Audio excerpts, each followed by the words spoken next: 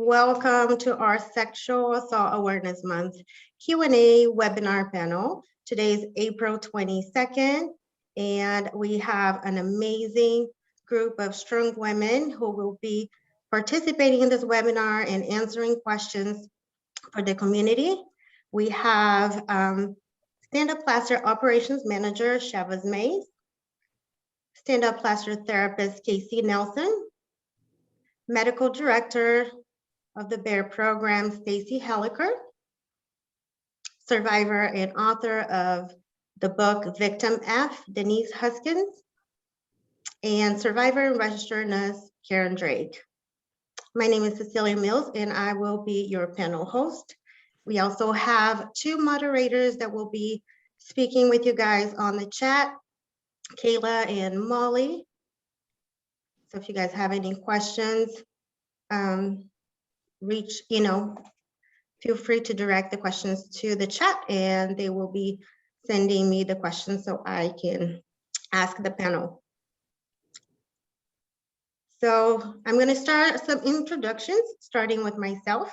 My name is Cecilia Mills, and I'm the Sexual Assault Services Coordinator here at Stand Up Placer. I'm your host, and I will be directing the questions and facilitating this webinar. Our goal is to teach the community to always believe survivors of sexual assault, and for the survivors who are logged in, whether right now in the present moment or will be watching this in the future, we want you to know that you are not alone. We believe you, and it wasn't your fault. I am going to be doing a quick land acknowledgement. And we would also like to begin our webinar with the following. Stand Up Placer occupies in our community this beautiful land. We acknowledge that we are on the territory of the Nisenan Southern Maidu people. We honor the people, the elders, and the ancestors who continue to live on this land.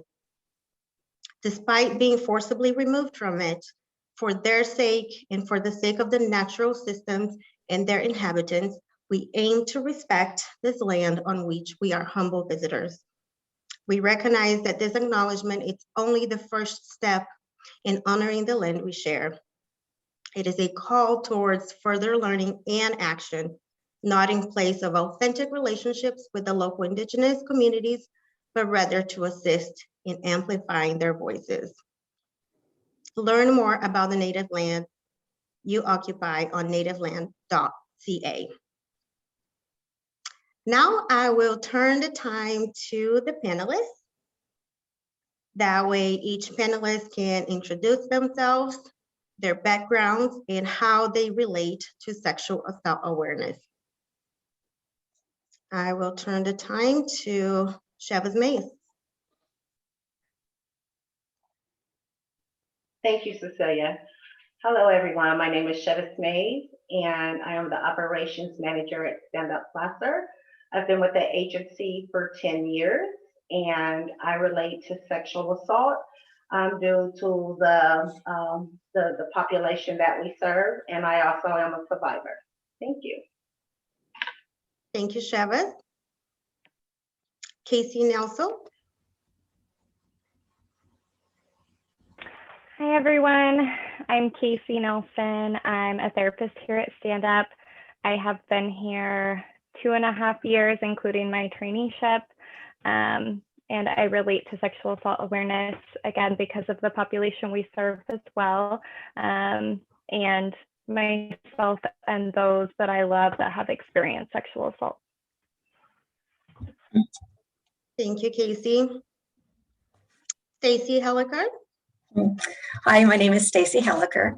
I'm a nurse practitioner. I've been a sexual assault forensic examiner since 1997. I was a coordinator of Placer County SART until 2015. And then I came to the BEAR program and became the medical director in November of 2020. And my role in the team is to provide sexual assault medical forensic examinations. Thank you, Stacy. Denise Huskins. Hi, so I'm Denise Huskins. I'm a sexual assault survivor, and I'm also a physical therapist who's worked with other survivors. I've had a couple experiences of assault. My first was when I was 12. I was molested by a family acquaintance. And then the most recent was back in 2015. I was kidnapped and held for ransom for 2 days, where I was raped twice. My husband and I actually just finished writing a book about that whole experience, because we were not only not believed, but we were attacked by police and re-victimized over and over again in the system. Although there's a lot of unique pieces to our specific case, what we've realized in the last few years hearing from survivors is that our experience as victims is not unique, which is why we want to share, and which is why I'm really excited to be here tonight. And if anyone's interested, the book is called Victim F: From Crime Victims to Suspects to Survivors, and it's released June 8th. Wonderful. Thank you, Denise. And Karen Drake. Hi, yes, my name is Karen Drake, and I am a survivor of sexual assault. Like Denise, I was young when my first sexual assault happened. And then in 2019, I was the victim of sexual assault. And that's when Stand Up Placer came into my life. And I've been very, very grateful for them. I too was victimized by law enforcement. So I'm very passionate about the Stand Up and Believe movement. And I have started to do some advocating for other victims and survivors to help to be a face for others that aren't ready to stand up and say that we need to be believed. So I'm very thankful and very grateful to be here tonight, and looking forward to answering questions. Thank you. Wonderful. Thank you, Karen. And for those of you who don't know, Stand Up Placer is a nonprofit in Placer County, and our mission is to save lives by empowering survivors and educating communities to stand up to domestic violence, sexual assault, and human trafficking. Because of the topics discussed this evening, we do want to provide a trigger warning for all the attendees that there will be some conversations surrounding sexual assault and abuse. And we would also mention that this webinar is part of our big Sexual Assault Awareness Month campaign. April is Sexual Assault Awareness Month. And the campaign that we put together for the community, it's called Stand Up and Believe. And it's, as Karen mentioned, it is really a movement. We want folks to really join the movement, and we have some material that you can use to be able to promote it on social media. We have masks for the community. We have t-shirts that can be bought on our website, and every t-shirt, part of that, those funds go back to the program of sexual assault. And we also have pledge cards that we've been taking to community partners and law enforcement. And our goal is to create that awareness to those folks that we need to always believe survivors. So I'm gonna go and move forward with the questions. We've been collecting questions for the last month, and then we will also have live questions on the chat. So folks that are watching this right now, and if you have questions to the panel, go ahead and send questions our way. So starting with Chivas, we would like to know, how does Stand Up Placer assist sexual assault survivors? Thank you, Cecilia. So first, we start by believing the survivor when they tell us they've been assaulted. Secondly, we also affirm that the assault was not their fault. So with that being said, we make sure that we are able to provide the services that they need, whether it's if they're ready to do an exam for the forensics, we set that up for them through law enforcement. We provide services such as therapy. If they just want to talk, we provide a 24-hour crisis line.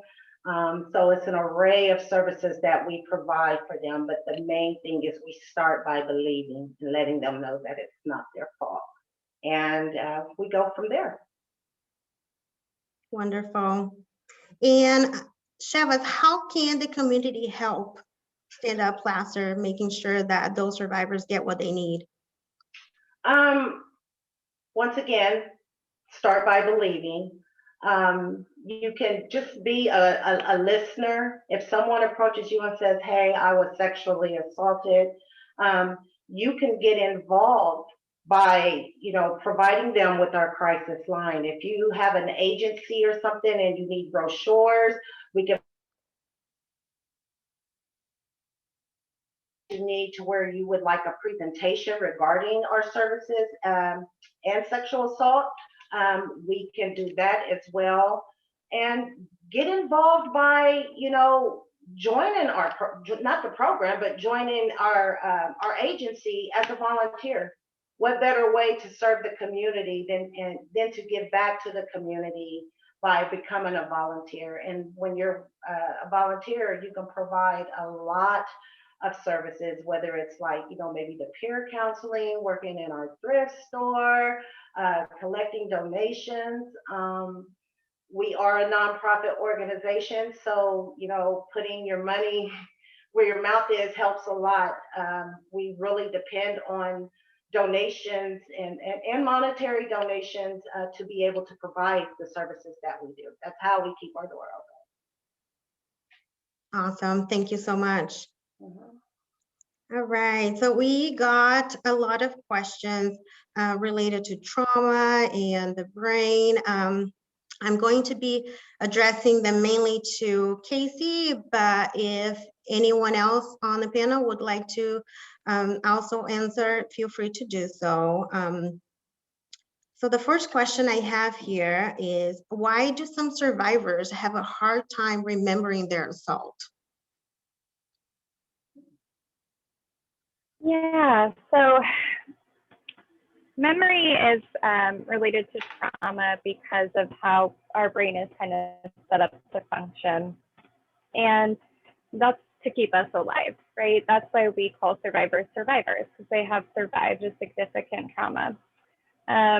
When that trauma happens, our brain goes into that survival mode and will actually turn off other areas of our brain that aren't needed while we're in that trauma. So that can include language, that can include memory. So when the trauma is over, many times when survivors are being interviewed by law enforcement or even loved ones or people in their community, they don't have access to those memories. They don't have access to the language to describe some of those memories, which is, again, coming back to believing survivors, why that's so important, because just because they may not have access to those memories or that language at that time, definitely does not mean that that didn't happen to them. It means that their brain was actually functioning how it was set up to function, and it's not their fault, that everything's working great, and those memories may come back as they continue their healing process and find them again. As well as the language to describe what they've experienced. Thank you, Casey. And also for Casey or anyone who would like to address, how does trauma affect survivors' daily life?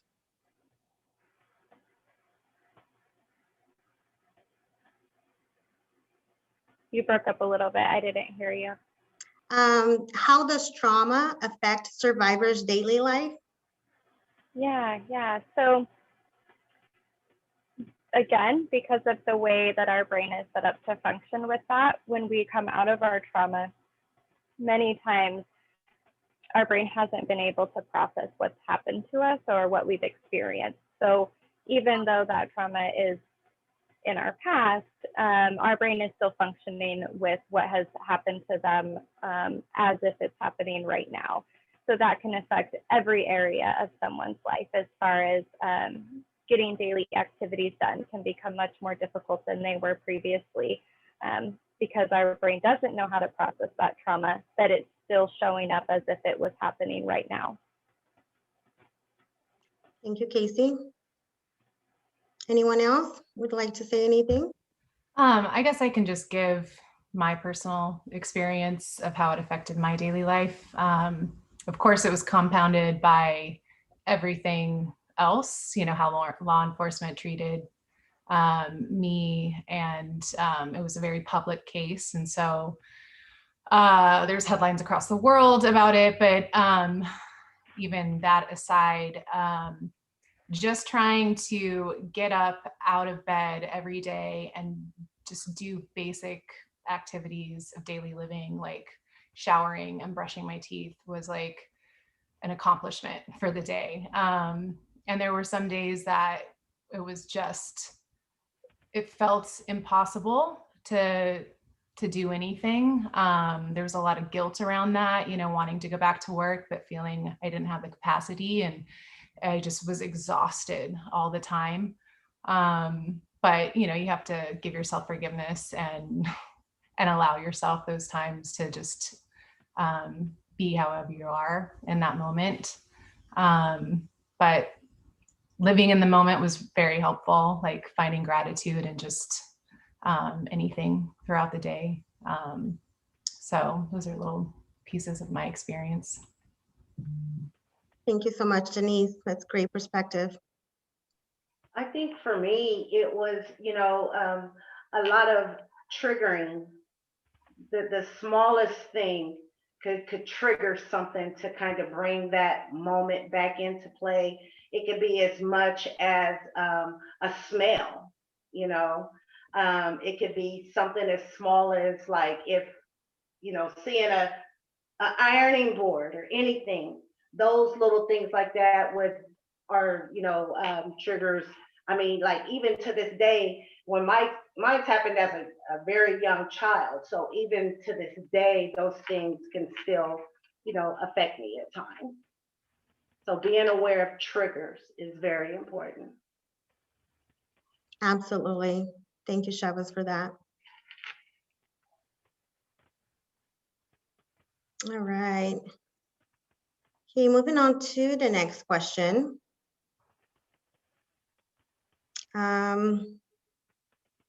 This question will be for Stacy. Stacy, tell us a little bit about what a SART is, and could you please walk us through a typical SART?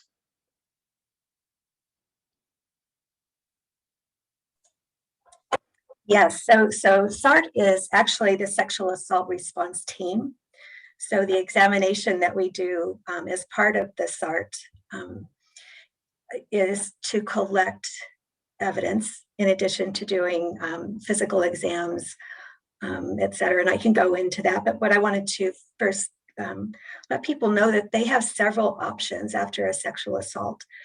They can report to law enforcement and not do an exam. They can report to law enforcement and request an evidentiary exam. They may be undecided whether they even want to talk to law enforcement. And in that case, they can still request an exam and we will provide that exam for them. They may decide not to report to law enforcement and they're not going to request an exam. And then we would encourage people to see their primary care provider or go to a clinic for just a medical follow-up. But for us, when we are called to do an exam, we carry pagers. We offer 24/7 examinations within our clinic, which is very calm and private. And we always have an advocate respond as well. So during the times of COVID this past year, it's been a little difficult because we couldn't have anybody in with our patients. And so advocacy agencies were having to call in by phone and try to provide that support by phone. And that wasn't ideal, but it was better than not having anybody at all. So when somebody comes in, we get them all tucked in and kind of comfortable as much as possible. And, we start out with the real basic things, taking vital signs and doing, their just basic medical history.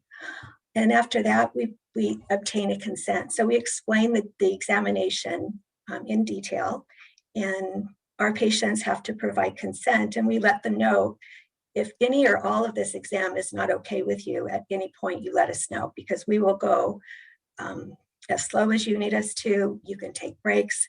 We'll go as fast as we can, but this whole examination process is under your control. And the examination itself is typically 3 to 5 hours. It doesn't seem like that to the patients, I promise, but it is quite a lengthy process. After the consent, we'll gather information, and that kind of guides us to what kind of samples for evidence we're going to collect. We do a complete head-to-toe assessment. We're documenting all the physical findings. We're taking photos of injuries, and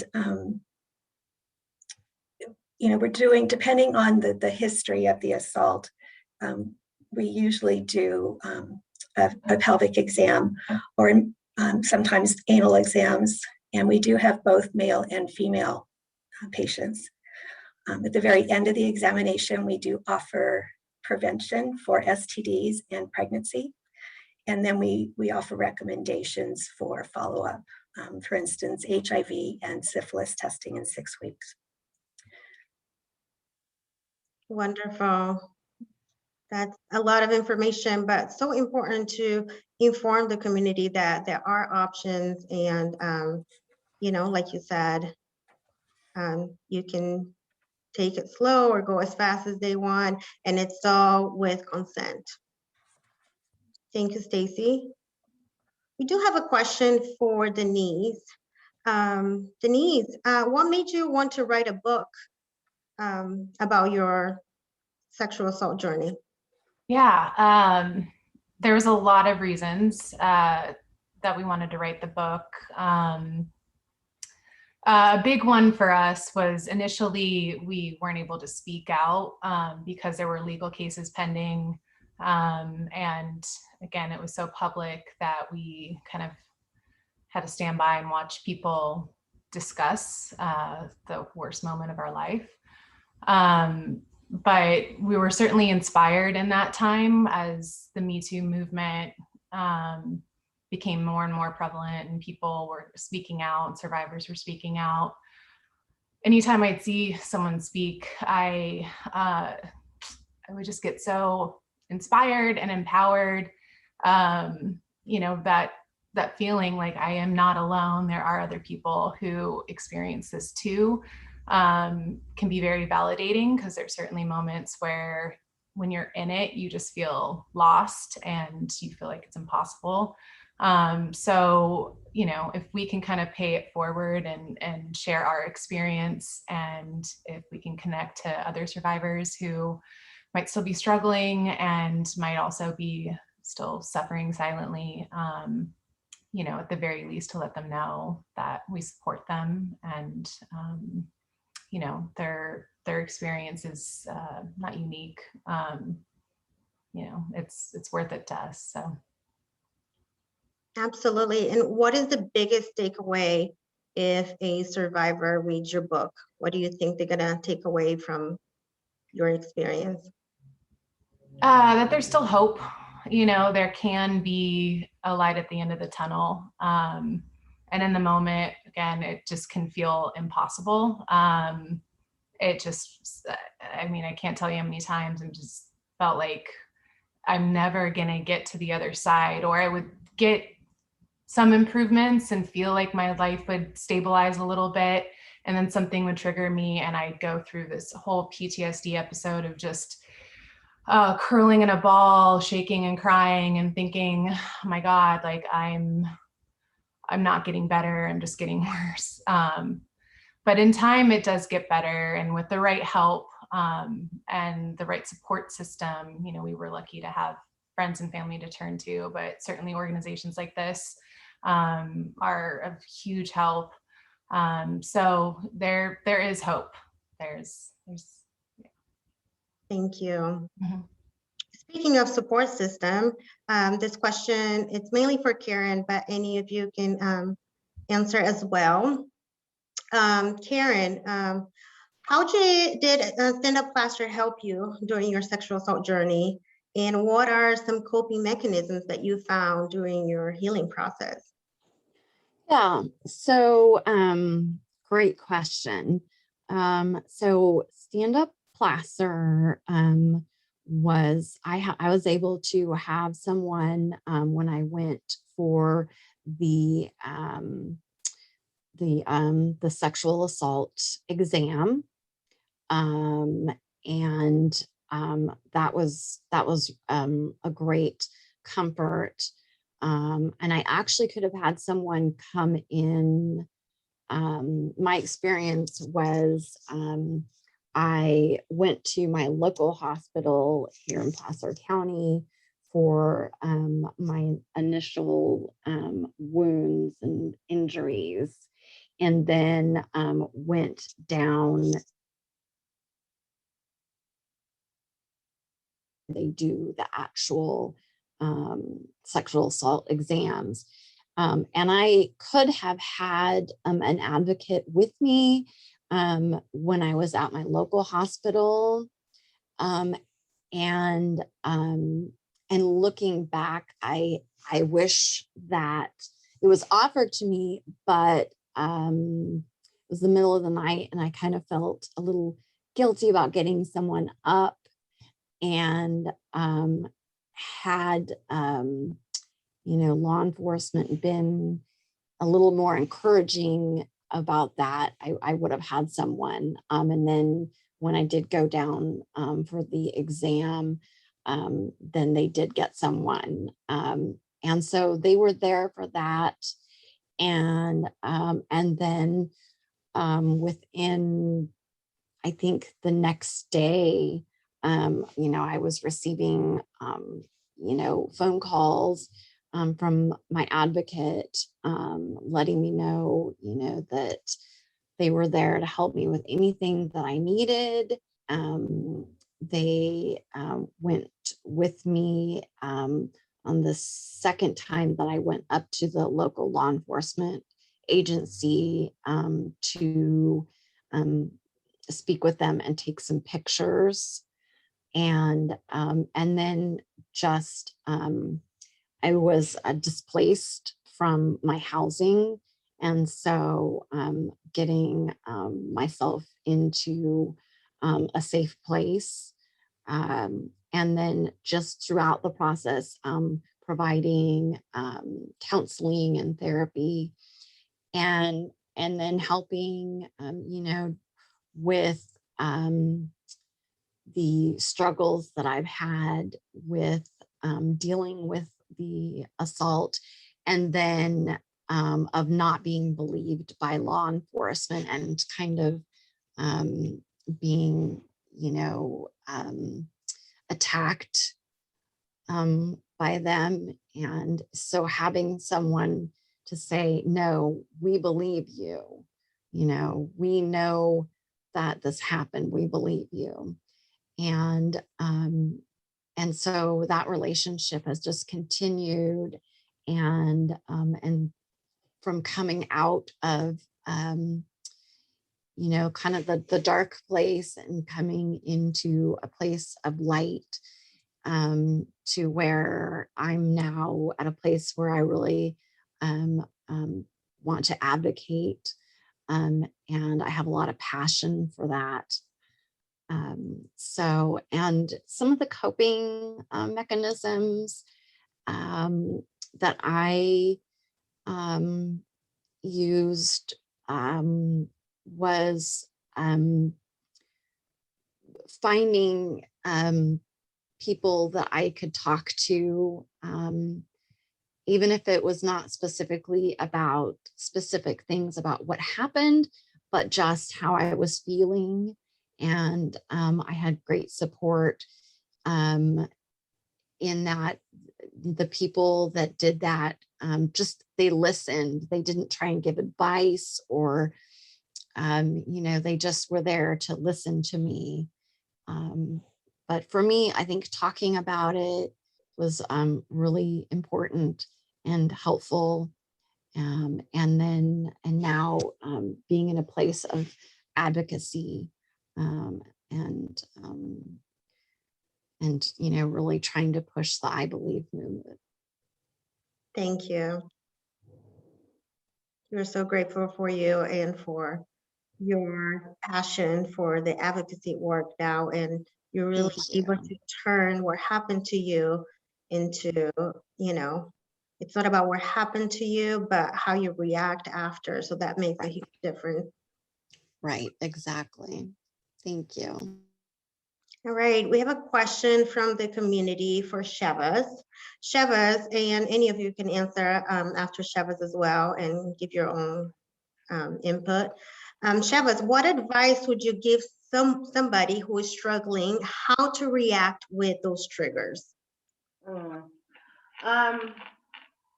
main thing I would say to do is acknowledge that you are being triggered in that moment, and give yourself the grace to say, to be okay with it.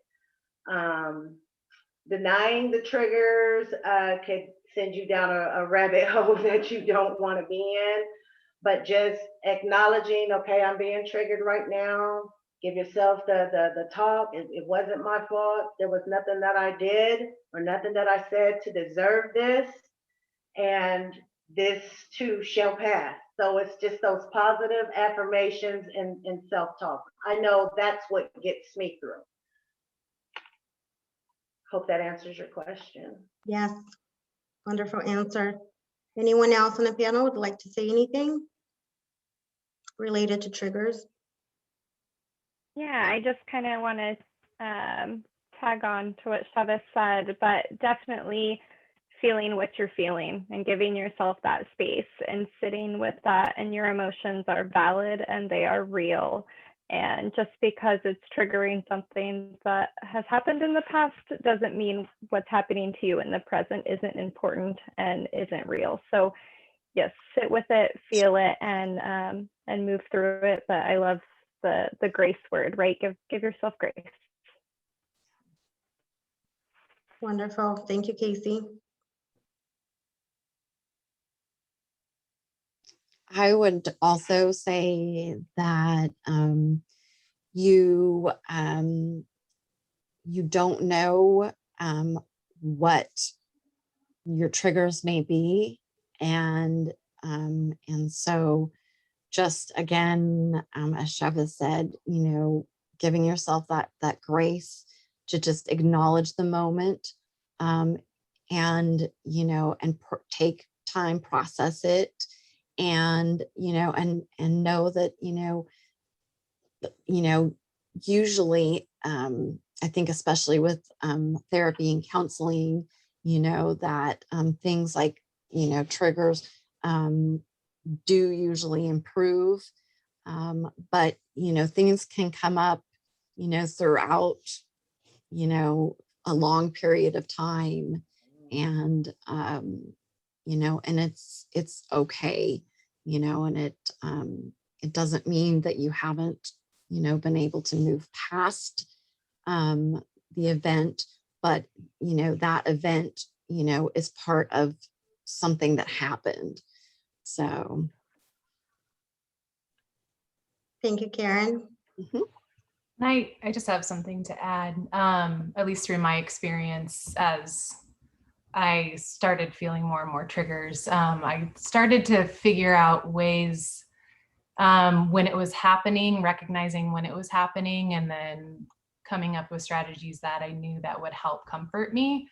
So if I could get to my safe place, which was home, and wrap myself in a blanket and have my cat sleep on me and listen to certain music that that calmed me. That was certain things that helped get me through it, and then trying to identify what the trigger was. Sometimes it's like, what could it have been? And then realizing, okay, maybe this could come up again in the future. So for me, like social situations, because of the publicity, ended up being a trigger. And so if I was around people a lot in a short window of time, that could bring something up. And so my husband and I would have a game plan of like, if we go do this, let's try. But if we go do it and we're starting to feel uncomfortable, then we can leave and that's okay, you know? And so those are some examples of things that helped me.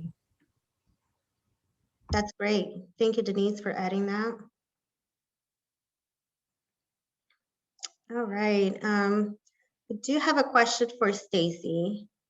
Stacy, what's the hardest and what's the most rewarding part about your job? I think the most rewarding part of my job is learning that the person that comes into my exam room is not the same person that leaves my exam room. I really feel like as examiners, we are one of the first steps in healing. You know, the person will come in and by the time that they're leaving, you know, we're laughing and, you know, the mood is a lot lighter.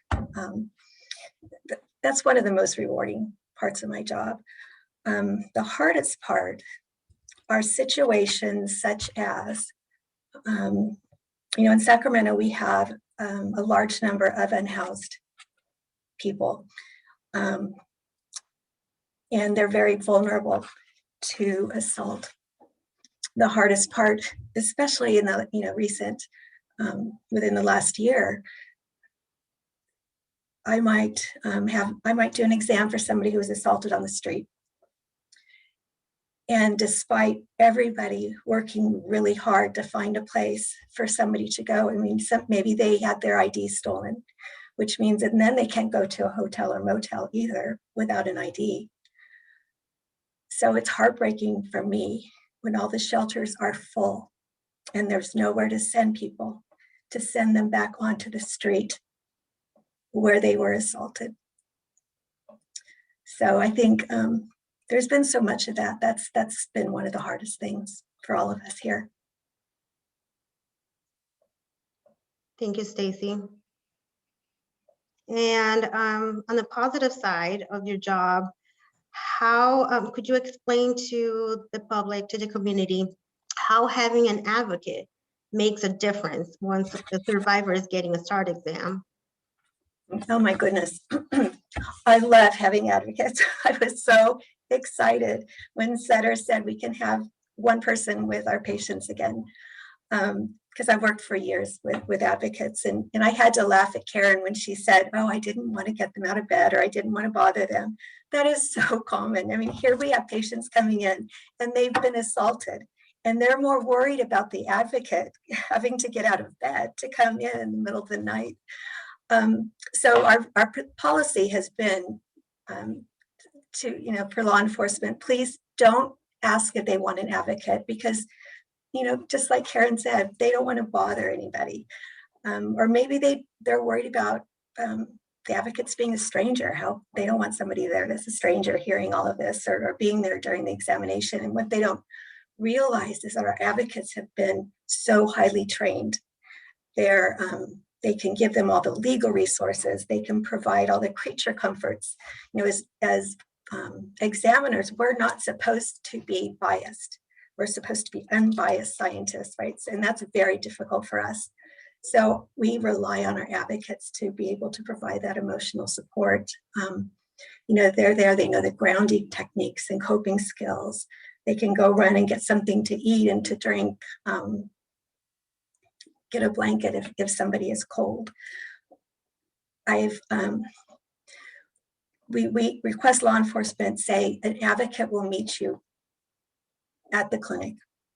You'll meet her, and then you can decide if you want her to stay. And I've never had a patient, once they've met the advocate, not want her to stay.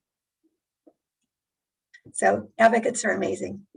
They're like my idols. Thank you.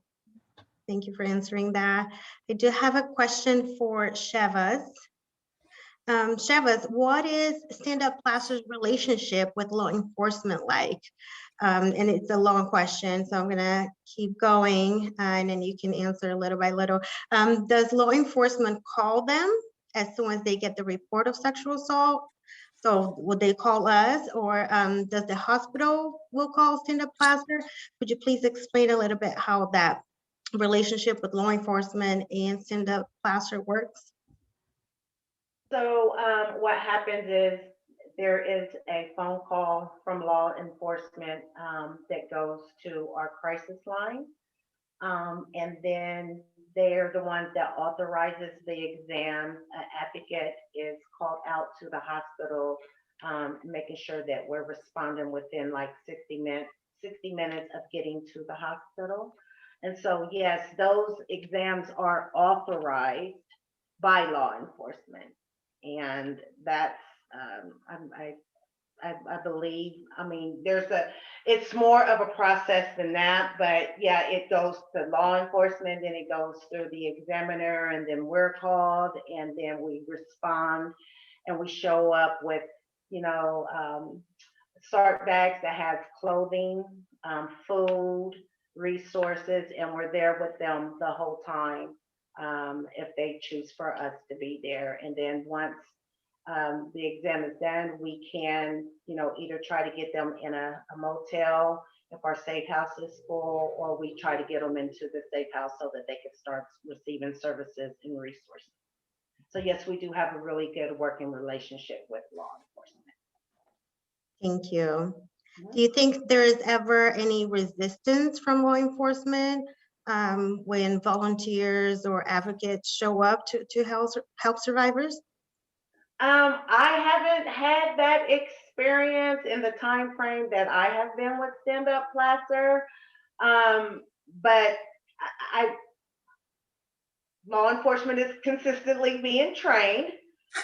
So, as long as that training is there and, we have all the professionals involved, it definitely has gotten better. So, to say that there hasn't been any negative experiences, of course, I'm sure there has, because that's the only way you can get to the root of problems and issues and educate people. But it has gotten better and it is getting better. For the most part, it's pretty good. Thank you. Thank you for that.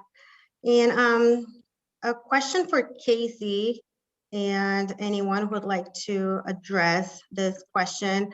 For family members that feel lost on how to help the survivors. So how can a family member support someone who has experienced this type of trauma? Yeah, so we'll say it again, but believe them. First and foremost, believe them. Hold space for them. Like we talked a little bit earlier about the brain and how that functions, and they may not have language or memories. So that space, they may need you to just be there with them in it. Definitely not trying to fix the situation. Just meeting them where they are.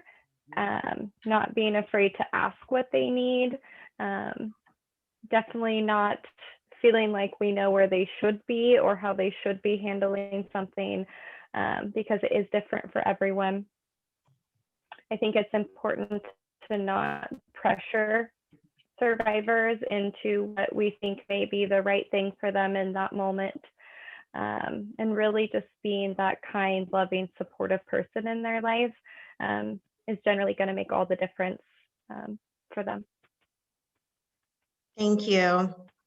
And talking a little bit about PTSD, if someone gets triggered years later, are they not getting better? Can you explain that to the community? Because a lot of people think that just because triggers come back later, oh no, I thought I was healed, I didn't heal. Can you talk a little bit about that? Yeah, so there are certain diagnosable conditions that come with trauma, PTSD being one of them. Also, some clients may have only elements of certain diagnosable conditions, anxiety, depression, PTSD. It may show up right away. It may show up way down the road. Again, that's because of how our brain is processing that information. So it hasn't been able to process that trauma like it has an experience that wasn't traumatic. So we can be functioning at a certain level and something can trigger us. We may not realize that's a trigger like we were speaking of earlier. And all of a sudden we have maybe a flashback or we have these PTSD symptoms show up. And that's really because our brain hasn't processed it as something that happened to us in our past. So it is something that is really, really happening to us again right now. And so that is highly individualized based on a person's support system, coping.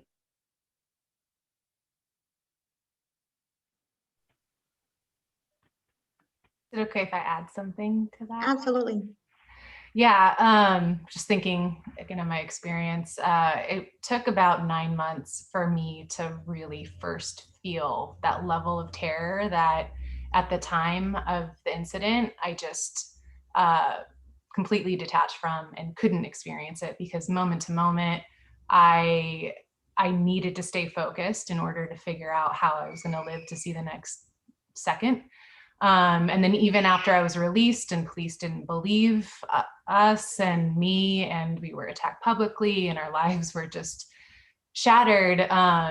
You know, when I talked to my therapist later about it, she was saying, you know, I still was in survival mode. I needed to get my life together. I needed to figure out work. There was just so many things. So I just stayed in that level of detachment and that numb place. And so when things were actually starting to get better, it was finally my body could feel safe enough to really feel those experiences that I was trying to prevent myself from feeling. So that helped me in understanding it. Thank you, Denise. And I have one question for Chivas. Chivas, if a victim hasn't decided to file a report, can they just talk to someone at Stand Up Placer to better understand the options they have? Absolutely. Absolutely. And that's where you could utilize our service office. You could talk to someone on our sexual assault team, or you could speak to a sexual assault coordinator, whoever is in that department. Yes, you could definitely talk and see what your options are. We're going to support you in whatever it is that you want. If you say, hey, I want to file a report, but I'm scared, I don't, how do I approach this? We're more than happy to accommodate you. We're more than happy to make that call for you and be by your side as law enforcement interviews you. There's no part of that process where you have to feel like you're by yourself. We're not going to coach you on what to do or what to say. We're going to do exactly what it is that you want done. So absolutely. Wonderful. And do we at Stand Up Placer, question for Chivas again, do we treat recent victims differently than victims who come forward years or decades after their assault? Absolutely not. Everybody's situation is different. It's not a one size fits all. So I can't approach a situation with you that I would someone else because the needs are different. But the services are always available. So we're not going to deny services to someone that comes and says, yeah, my assault happened 20 years ago and it's just now starting to trigger me. We're not going to say, well, you need to kind of like take care of yourself and get over it. It happened a long time ago. Absolutely not, because as everybody on the panel has already described, triggers can come later. And if you're in the moment, you're in the moment, and we're not here to judge. We are here to support. So I hope that answers your question. Great, great answer. And this question can be to all of you. How do you think that the Me Too movement and other recent events have changed how folks treat survivors of sexual violence?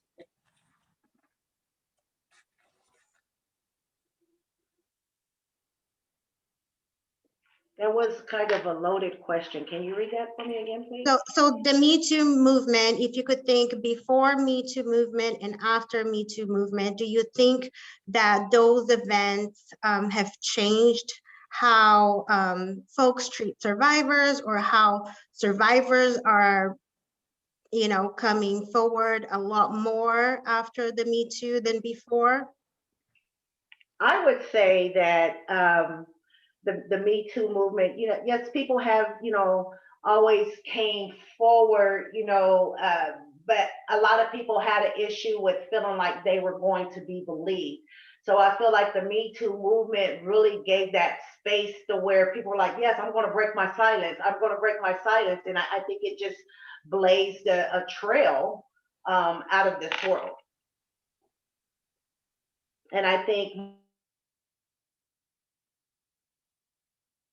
to handle these people as they are breaking their silence, and agencies are always educating. We're always educating ourselves, and we're always looking at core issues to sexual assault. So yeah, I think the Me Too movement helped a lot.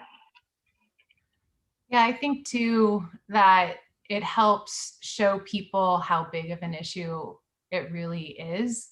I don't know if it's any more prevalent than it was 30, 40 years ago, but nobody talked about it. It was just one of those things, at least from, talking to my mom, it's like, well, I don't know, we just didn't talk about that. So they didn't really know what to look for and perhaps a loved one or a child maybe who was assaulted.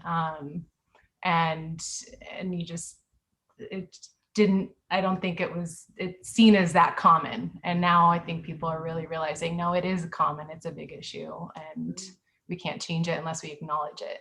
That's right. Absolutely. I would add to that I definitely do feel that the Me Too movement has made a positive impact on awareness.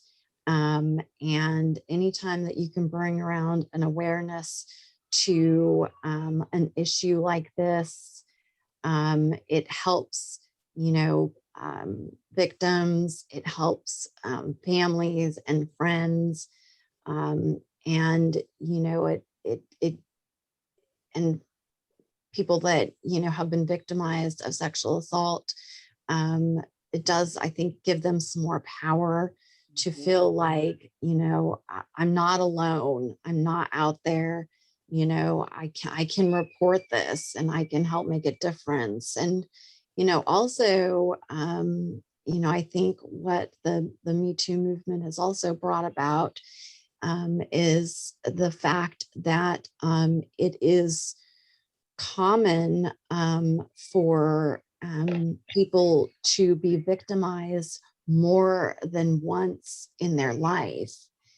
And so that's sadly, it's not an uncommon event. And they can be, completely different situations and events.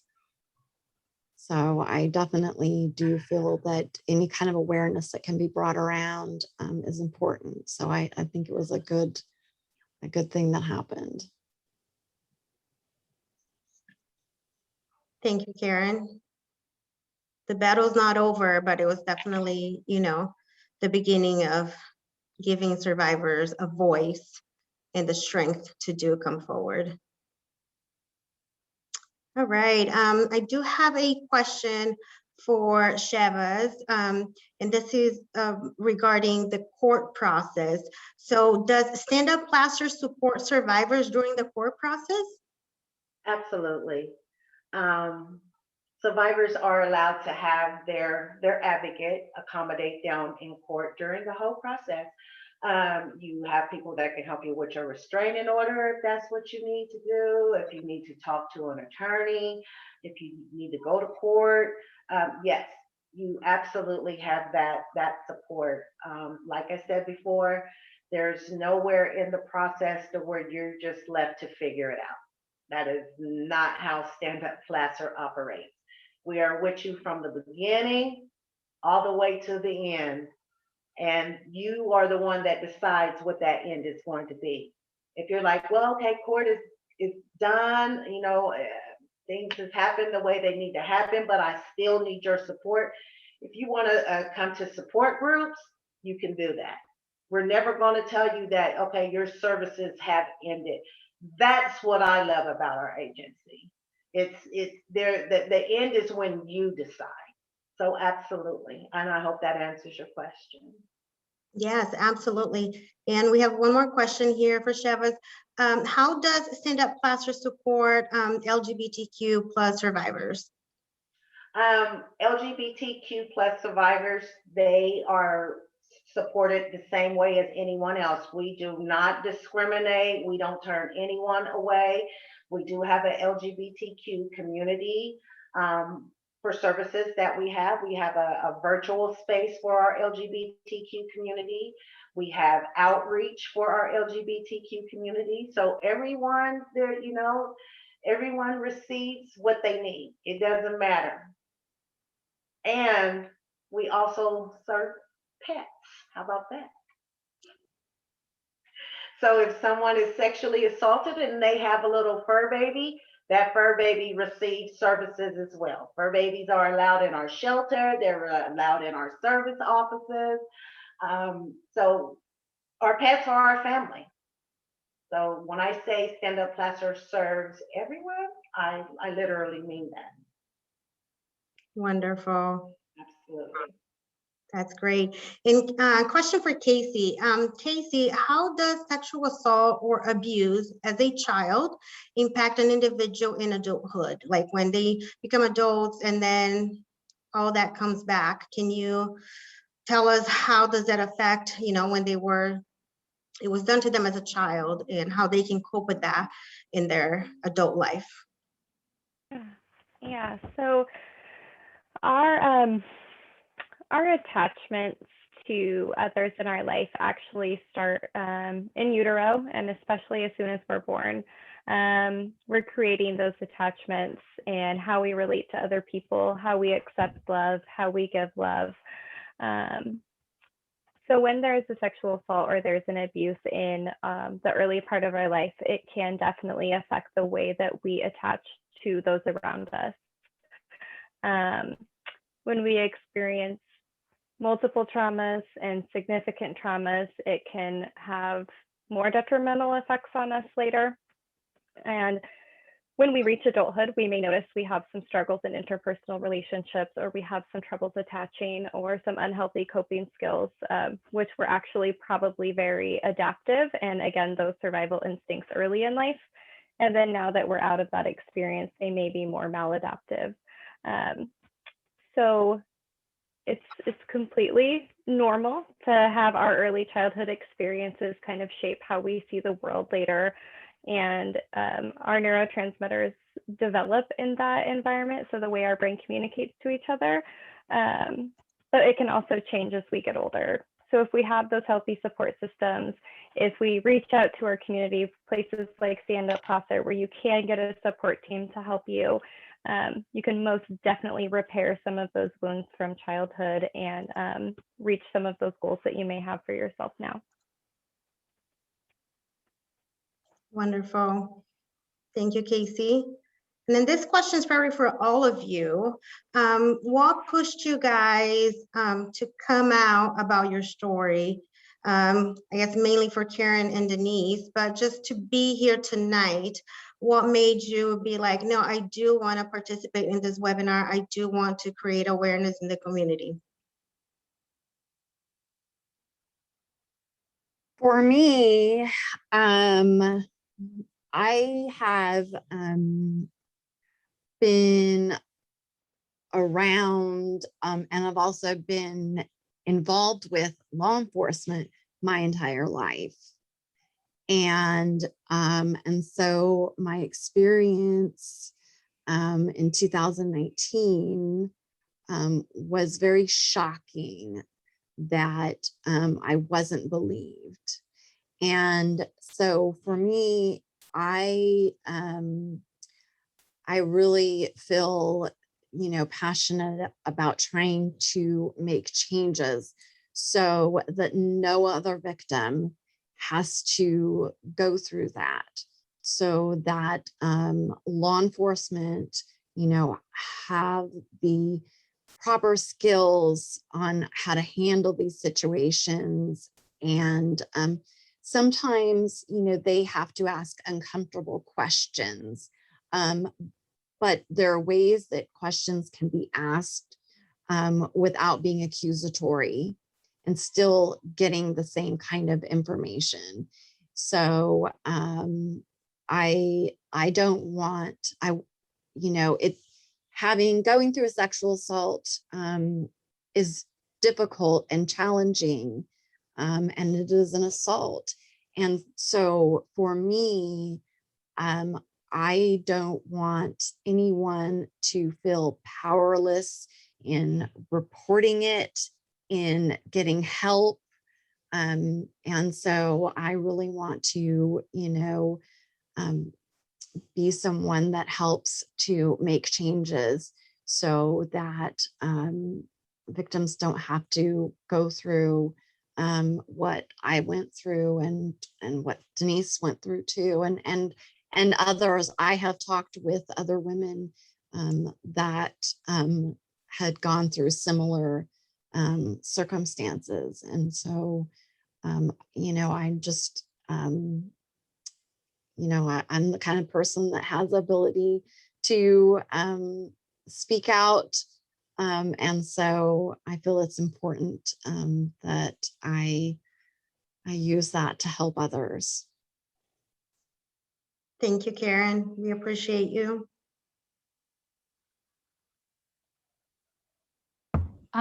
Yeah, for me, a lot of the same things for sure. My husband and I are really lucky in the support system we have and where we were at in our lives when we were attacked, and we had the ability, the resources to be able to get to a better place about it. And I know that there's a lot of other people out there who don't. And so it's just it's really trying to take this horrible experience and use that negative energy and turn it into something positive, to try to support people the best that we can. If we have the ability to speak out, then we'll do it, even if it's intimidating. It's worth it. Thank you, Denise.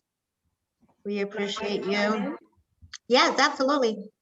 I think, well, I won't say I think, but I know for me, one of the things that I always longed for and wanted was justice. And I never got it. And I figured if I could just use my experience in working with this population and using my own voice, that's the justice that that's going to be it. And so if I can bring awareness to this issue, I feel like it will prevent. And not only will it prevent, but it will also give others the space to say, well, dang, I mean, if that happened to you, Chivas, and it has happened to me, if you're getting through it, then I can get through it. So I feel like even though it was meant for darkness, it was meant for evil, I feel like doing the work and bringing my story has turned that negative into a positive, and it shows that restoration can happen. It's a choice. I didn't want to walk around like a victim for the rest of my life. I didn't want to walk around with that badge of hurt for the rest of my life. And so, and that's just, it's too much pain to carry. that is probably one of the worst things that could ever happen to a human life. And I just couldn't walk around with that anymore. So breaking my silence and sharing what my experience and doing the work in it, in the trenches of the work, it's served a healing place for me.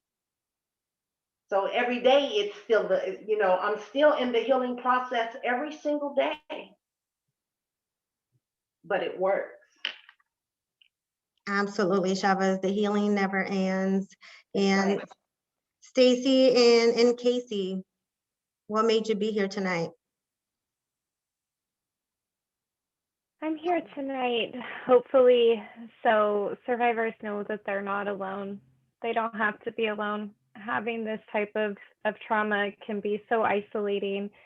It can feel like no one understands you, no one hears you, no one believes you. I'm here to say that we do, and that there's hope, and that there are resources for you. And it is possible. Like Shiva said, it takes work, and it's too big of a burden to carry on your own. So let us help you carry it. Thank you, Casey. For me, I wanted to perhaps spread some education about the medical exam. I think there's a lot of misconceptions. People, sometimes if people don't want to have the exam, I ask them why. They may think it's, very painful. I've never had a patient who was sorry they had an exam. I had several patients who wish they would have, and they were sorry they didn't. I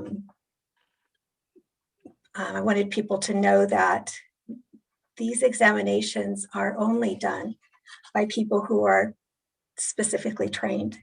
They're not done in their primary care office. They're not done in the emergency department unless it's by a forensic examiner. So, for the forensic medical examination, there is a specific person that needs to do those. I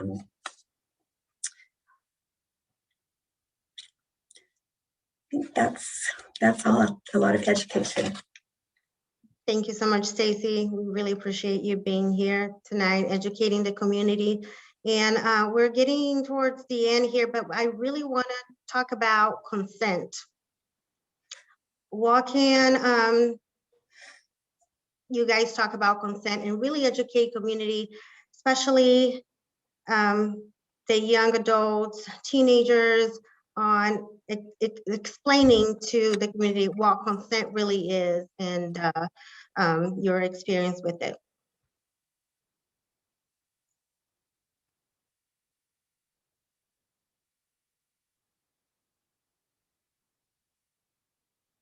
I can tell you that during our exams, almost without exception, our patients feel like it's their fault.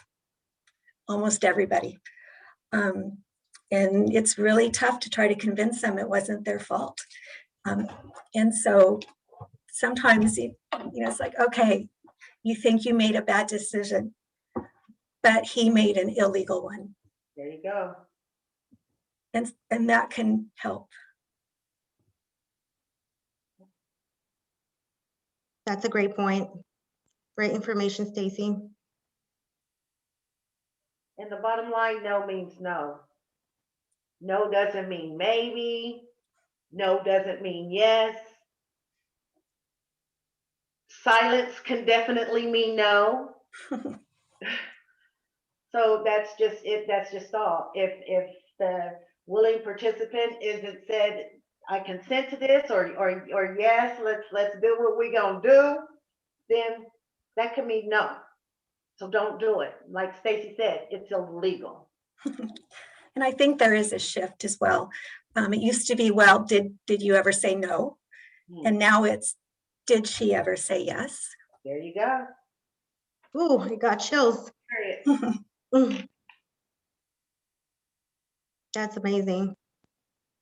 Stacy, from a therapist standpoint, what can you tell the community about even changing your mind in the middle of it? It still means no. and how not to carry that guilt. I think it's important to also to note that you can be okay with sexual activities, and then you can change your mind, and you have every right to do that, and your partner should respect that in every way possible. Again, I like that Stacey brought up maybe making a bad decision or using alcohol or drugs. That does not give someone a right to assault you. That it is never your fault, no matter what position you are in, no matter what is happening, no matter how far you've gotten, if it's in a relationship, if it's in a marriage, if it's a family member, it never, ever, ever gives them a right to assault you. Thank you. And it doesn't matter what you're wearing. Let's be clear about that. It doesn't matter. That's not asking for anybody to take advantage of you or saying that you want something. So let's be clear. Thank you. Does Karen and Denise want to add anything to consent? I would say that, consent it definitely, means a yes. And that, consent is whether you're single, it has to be, given, you can be sexually assaulted when you're married, when you're in a relationship, when you're a child, when you're a teenager. People are sexually assaulted when they are intoxicated. And those are all forms of, if you do not give consent, then it is not okay.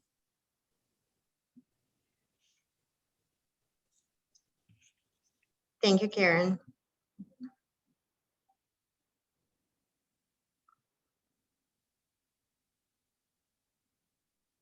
All right. I'm going to move forward to the next question. This is for Stacey. If a young client of age is afraid to tell their parents about the assault, do you still reach out to their parents?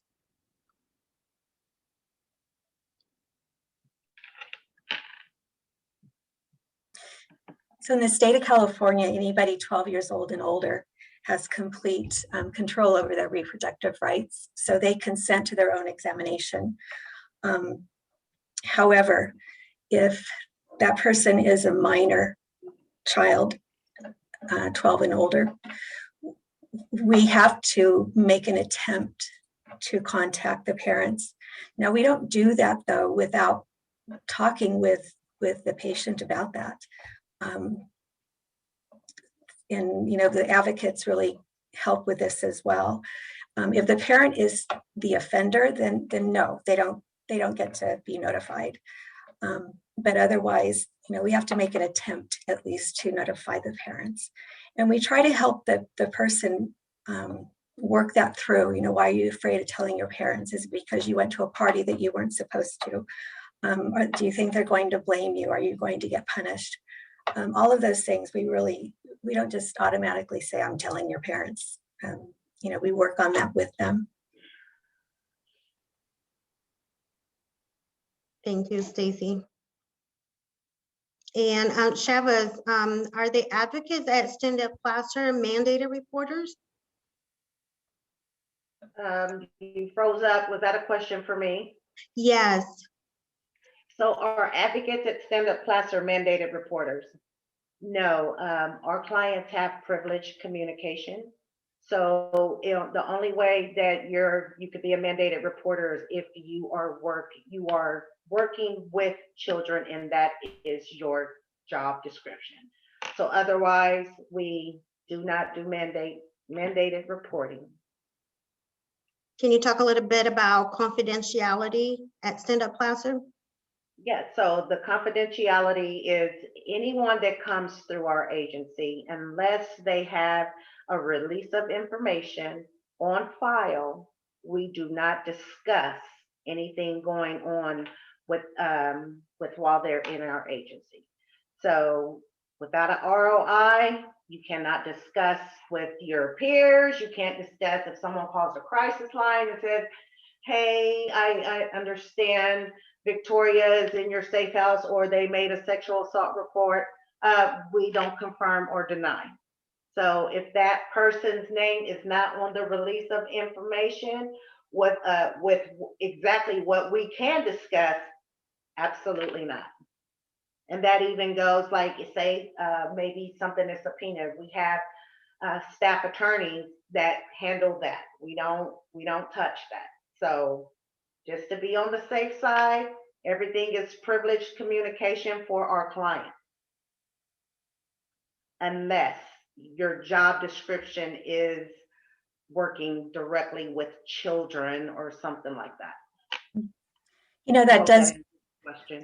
I'm sorry, Chivas, that you help me remember that when it comes to young adults too, they have confidentiality with me. So in the exam room, I tell them that I cannot talk to your parents about anything that you told me about your examination or anything. If you want me to talk to your parents, you tell me specifically what it's okay for me to say. So, you know, that part I think is important for people to know as well. Thank you, Stacy. And Karen, just at the end, to tell the community about what was the service that you got from Stand Up Placer that made the most, you know, made a huge difference in your life, that helped empower you the most? Oh, you really do get kind of like a wraparound service where you know, you have the advocate right there for the sexual assault exam, speaking with law enforcement. As I stated earlier, I was displaced from where I was living. And so being housed in the safe house until, you know, I was able to, you know, get into safe housing. And, you know, the therapy, the counseling, the, you know, just that the one-on-one relationship that you have with your advocate is, you know, it's really just, it's fabulous. And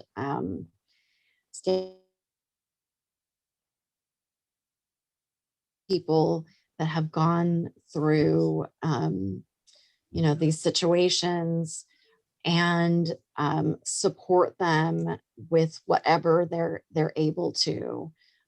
So really each person that comes through Stand Up Placer, it truly is an individualized process. And so, you know, I would say that for myself, that really just knowing that I had that one person that I didn't have to worry about what I said to or how I felt, you know, I was, you know, it was just so helpful to be able to have that safe place. Thank you. And Denise, can you tell us how to get your book, when it will be released? Maybe the chat moderators can drop the link on the chat so folks can click on it and pre-order your book tonight. Yeah. So it's released June 8th, and it's pretty much available on any place that you could buy a book. So Amazon.com and I think Barnes and Noble and Target. Our publisher is Penguin Random House, and so they have a link that that you can get access to all of those different websites. So I mean, if you just Google Victim F, you I think will be able to find it. So thanks for asking. Absolutely. Thank you. We can't wait to read it. And getting towards the close of this webinar, it's been absolutely amazing and informative. And all the panelists have done an amazing job answering the questions with professionalism. And I would like to hear from them with a closing statement and a little bit about the work that they're doing right now, and also an inspiring message to folks who will be watching this and who are here right now.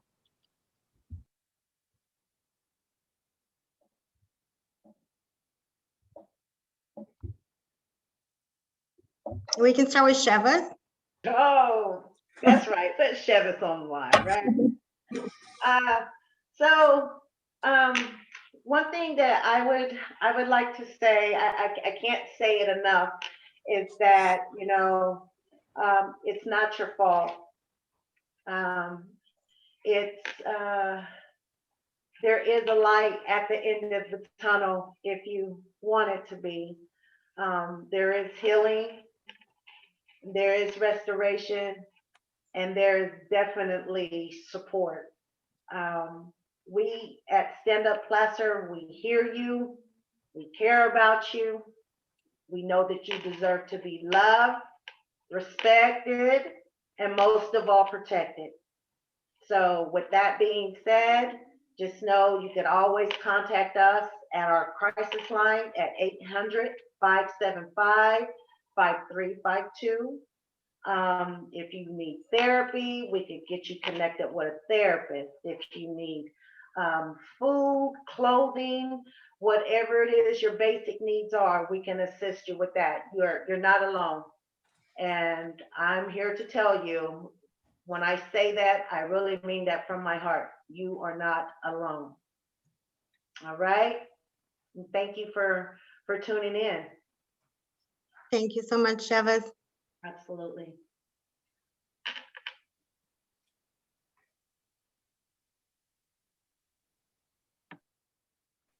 All right, who would like to go next with a closing statement and an inspiring message? I mean, I think she said it perfectly. So it's like, how do you follow that? I mean, I know that I am, because of how sexual assault has affected my life, I'm going to do whatever I can to be a part of the conversation and to keep it alive, because again, you know, the more we talk about it and the more the public is aware of it, people who aren't assaulted, family members, friends, and even just people who don't know anyone, which is hard to believe, you know, the more we have these conversations, I think the more it can prevent things from happening in the future. Yeah, we're here for you. And that's all. Thank you so much, Denise.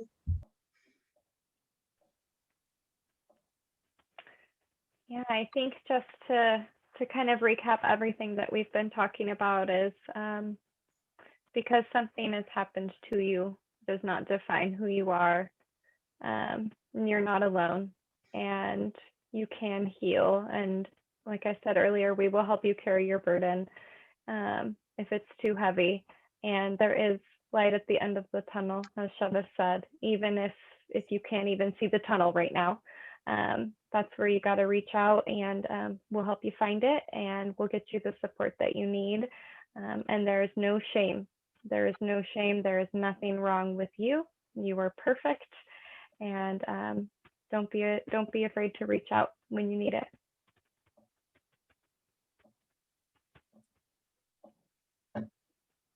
Thank you so much, Stacy. Oh, you got me all emotional. I'm a survivor as well, and that's the reason why I do this job. And it doesn't feel like a job. It's every day, it's so rewarding. and so fantastic to be there for someone. So having you guys here coming together to bring awareness to the community means the world to me and my team. We really appreciate every single one of you for being here tonight, tuning in, and who will be watching this webinar in the future. We will be dropping a slide at the end of this webinar with our social media and crisis line phone number. There we go. And I really want to thank all the panelists for being here tonight, and thank the community. Without you, this wouldn't be happening. We are doing this for you. You are our why. We are the reason we're here, and thank you for being here together. Together we can work on making sure that survivors of sexual assault are always believed and have a safe place to open up.